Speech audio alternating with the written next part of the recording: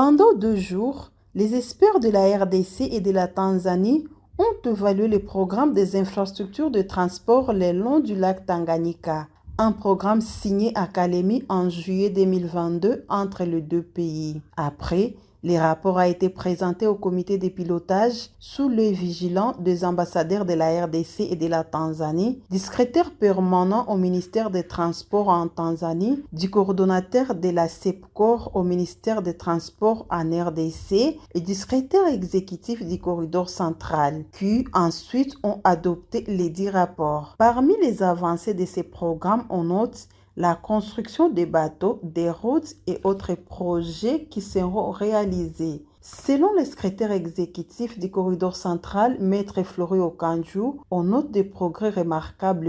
Dans la construction des bateaux, dans la construction des ports, c'est par exemple la signature par l'État congolais du contrat pour la construction du nouveau port à Kalemi. C'est par exemple la réhabilitation des bateaux par la SNCC sur le lac Tanganyika, c'est par exemple la réhabilitation et la construction des bateaux sur le lac Tanganyika par la République unie de Tanzanie.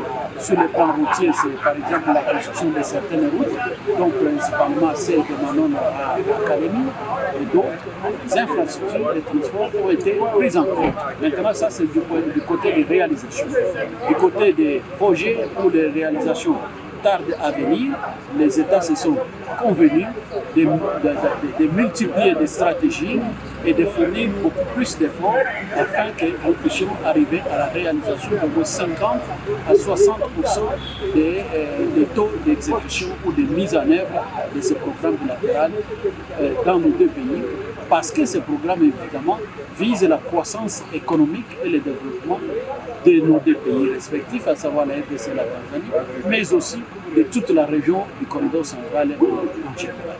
Au cours de cette réunion, les délégués des deux pays ont présenté également les titres des propriétés des zones désignées pour la construction des ports secs en RDC et en Tanzanie. Signalons que l'Agence de facilitation du transport des transits du corridor central est constituée de 7 pays membres, à savoir le Burundi, la RDC, le Malawi, le Rwanda, la Tanzanie, l'Ouganda et la Zambie. Son siège se trouve à Dar es Salaam en Tanzanie.